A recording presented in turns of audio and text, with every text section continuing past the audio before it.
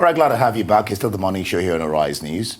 The latest in a string of high-profile abductions that stretch back to 2014 happened at Government Girls Secondary School in Zamfara State. That was yesterday. 10 days after the kidnap at the Kagara Government Science College and weeks after more than 300 boys were abducted from their secondary boarding school on the outskirts of Kankara.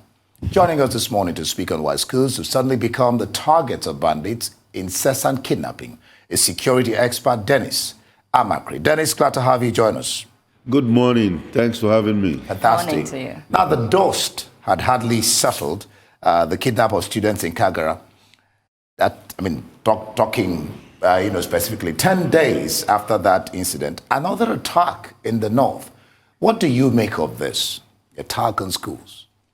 Well, it tells us that the kidnap business, I think, is all over the place. We've had all these sequence, very regular sequence for that matter, where the kidnappers are known, and then, of course, they are targeting the schools, and then it continues without a very, very proactive solution to it. So I think it will continue because when the Kakara thing happened, we predicted again that very soon it will happen again. Because when you look at it, all the schools are just sitting ducks waiting to be taken. And Mr. Amachree, President Buhari yesterday said his administration will not succumb to abductions for ransom.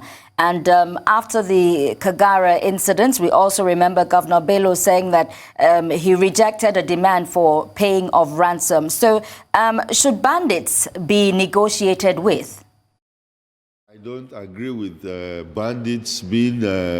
you can negotiate with them in terms of non-cash issues.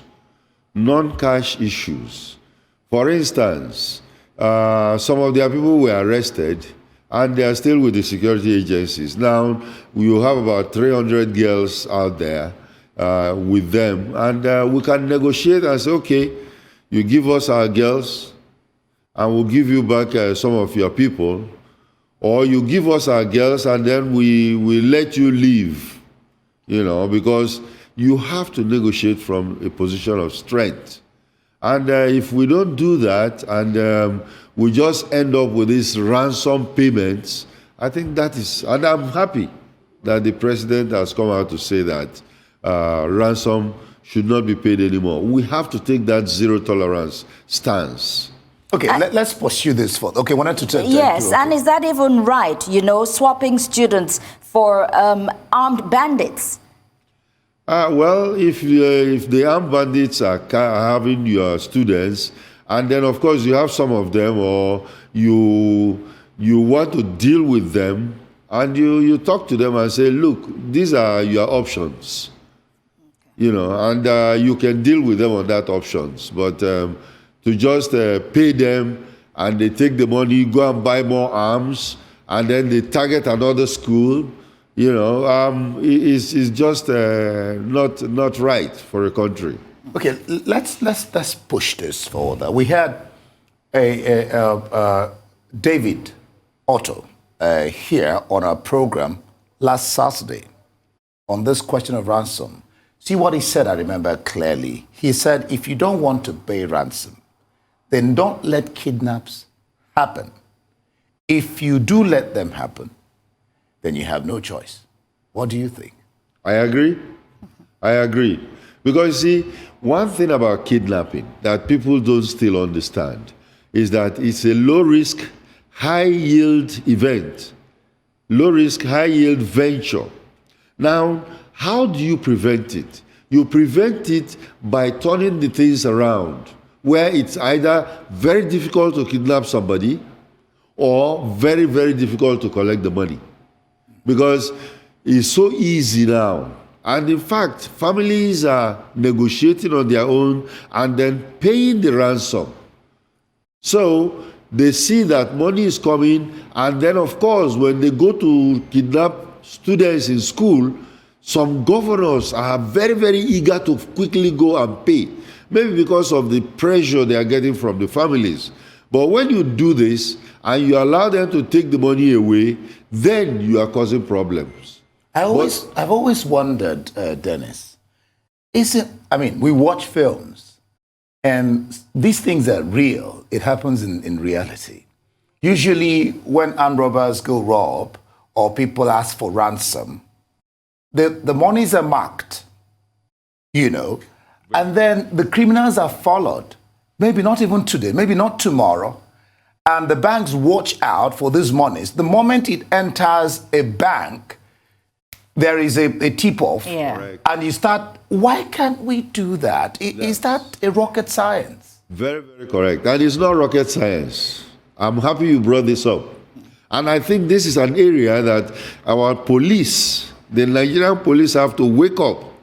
Because, see, it is, they've kidnapped somebody. We're waiting for a phone call. They've asked for 10 million. And then, we are looking for the money to pay them. And then we go and pay them. In fact, there is a story about a police officer who actually was negotiating with the bandits. Nobody knew. They paid the ransom, but contrary to the knowledge of the people negotiating, the man went to the bank and reported, and they sent out signals all over. So by the time the ransom money was surfaced in any of the banks, they call in a response team, and then you'll be surprised. One of the people that brought in the money was a policeman. So that's why we're saying that it is a very, very lucrative business, and many people are getting into it. We have where even girls will arrange for for themselves to be kidnapped and then get the money and give to their boyfriends to travel overseas. Those we've experienced. But the present situation now with students is one that have to be looked at very well. Of course, the point you made about police, we're definitely not saying that the police are bad. It's just that particular one policeman that, decided to cut corners. We just thought we should add that. Fadi. Dennis Amachree, let me ask you now, who are bandits? Are they domestic terrorists? Are they criminals? Or are they people who should be granted amnesty? Now, when you talk about amnesty, people came up with this idea of amnesty because of the Niger Delta militants. But I think anybody saying this is very ignorant of the situation. Because when you look at it, what happened in the Niger Delta is totally different from what we are experiencing now. In the Niger Delta, people were protesting for the despoilation of their environment. And because of that, they said, if you are taking the oil and we're not going to benefit from it, then they started breaking the pipes, blowing up, oil installations. We know their leaders. So we know their objectives. And of course, when they even kidnap foreigners, oil workers, they were not taking ransom. I was in the oil industry at that time. And then we know that after a while, they let them go. It's for publicity, so that they are what is going to, some of them even came out with the Stockholm Syndrome, where they were rooting for the militants. But here, we are talking of criminals, some of whom we have discovered are not Nigerians. So they are coming into this country, occupying our ungoverned spaces, and then, of course, trying to live there under their own conditions. So these bandits, they are thieves. They are thieves. And, of course, from investigation, we've even discovered that some of them were Boko Haram fighters. Some of them have confessed to have fought with Boko Haram. And now you have these people infiltrated in, collecting money from ransom, raping women, and sending it back to Boko Haram.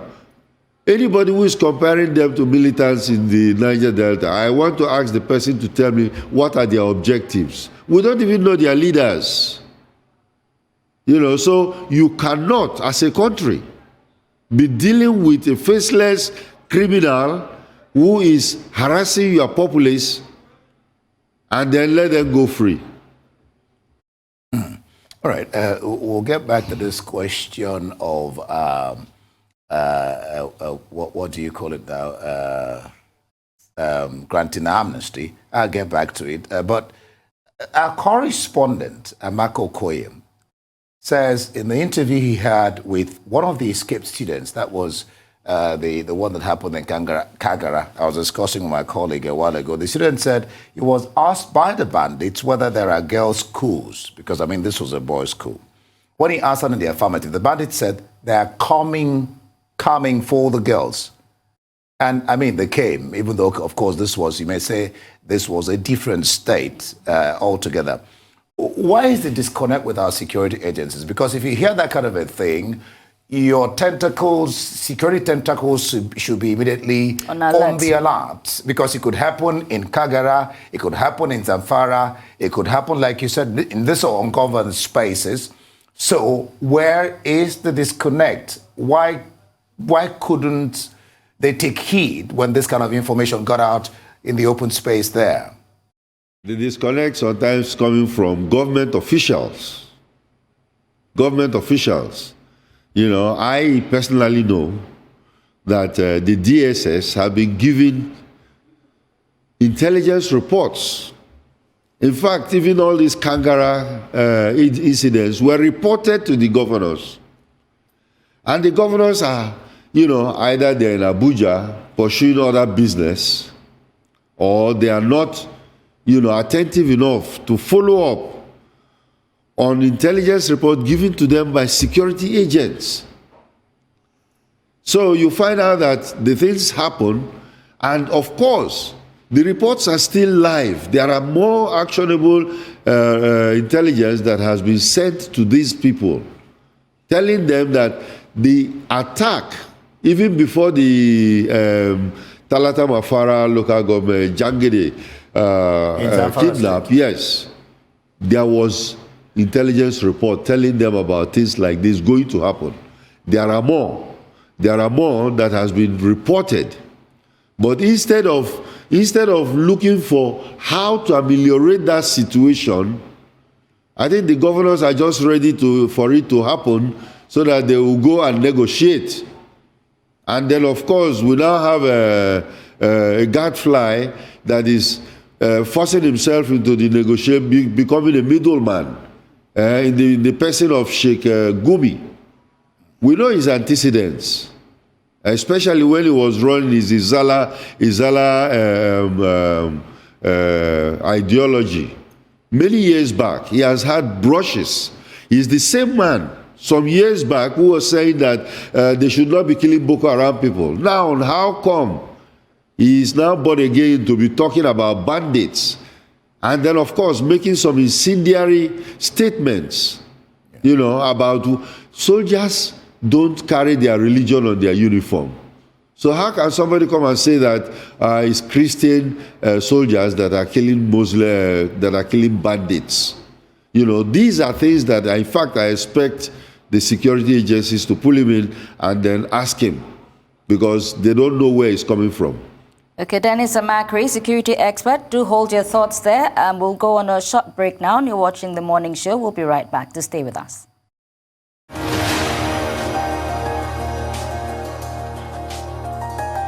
Glad to have you back. You're watching The Morning Show, and we still have with us in our studios Dennis Amachree, security expert, speaking to us on the incessant student kidnappings there. Mr. Amachree, let me ask you now. We've suddenly seen the incessant kidnappings, abductions from schools, boarding schools to be precise. Why are boarding schools suddenly the soft targets of these bandits? Okay. Students have been the target. Students. For the past 9 years, that's 2010 to 2019, we've had 1,157 students kidnapped, abducted.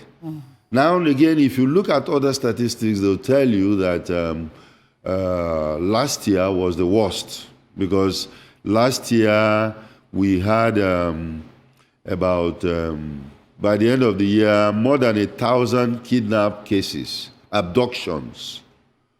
But this year is not looking very well. This year, we have just finished February, and then we are more than 500 abductions already. So think of it. After the first quarter, going into other parts of the year, you find out that we might do worse than last year. Now, why are they targeting schools? Remember, this is, like I said, is an extension of Boko Haram. And then, of course, reports have shown that these guys are an extension of Boko Haram. And what is Boko Haram's objective?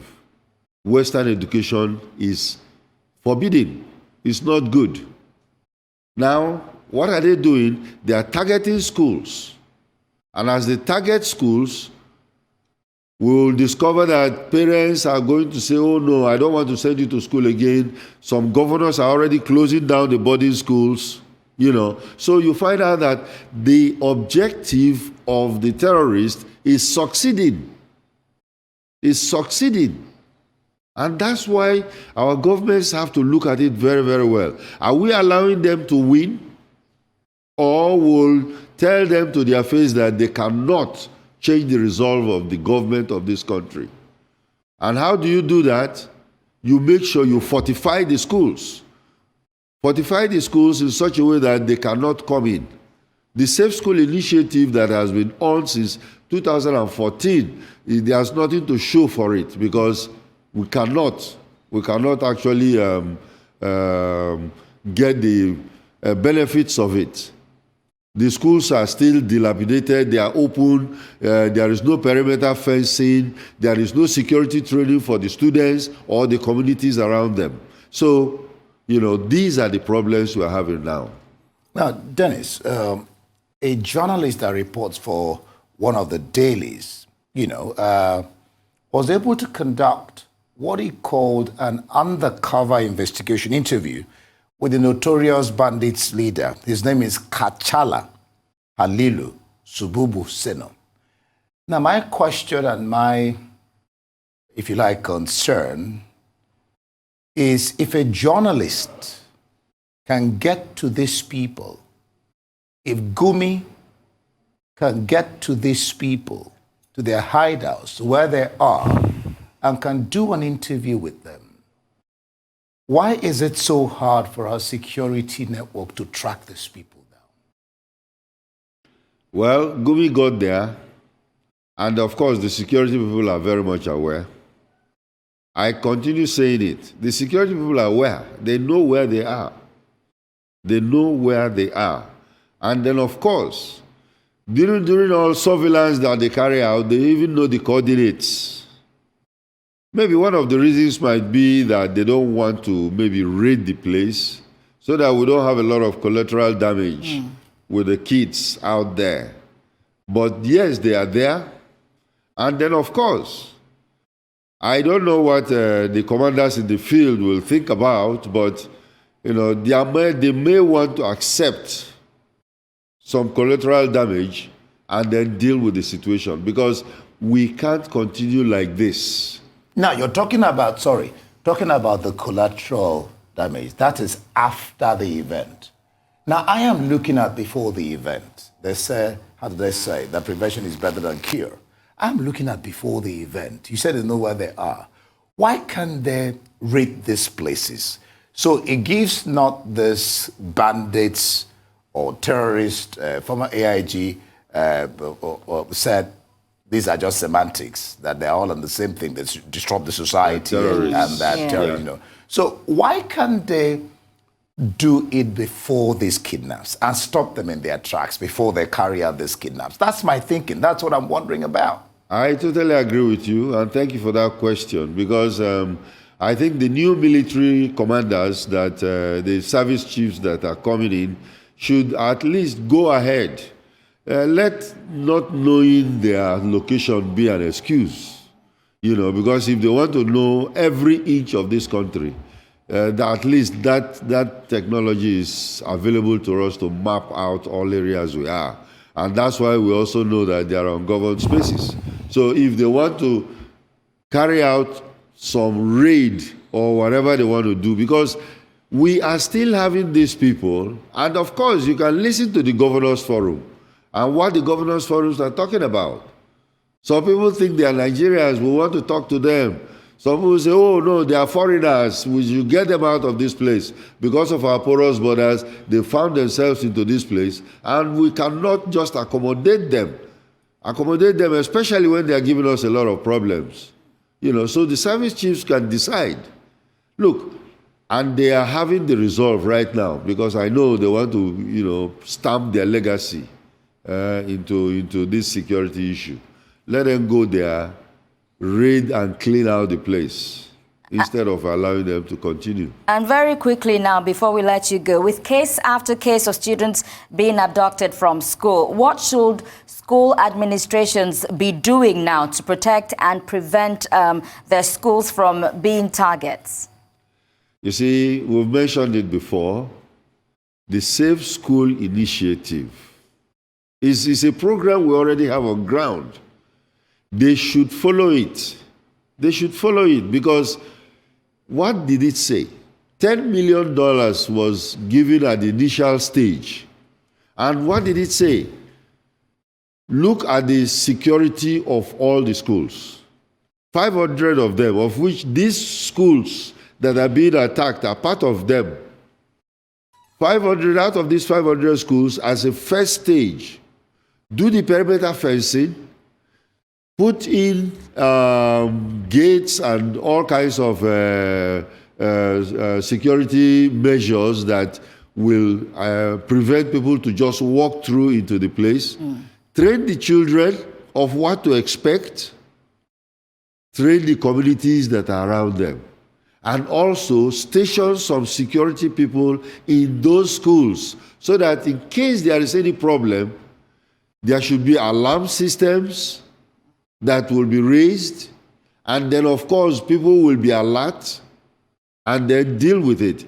But here they just walk in there, take the children away, no alarm, no police, and then herd them.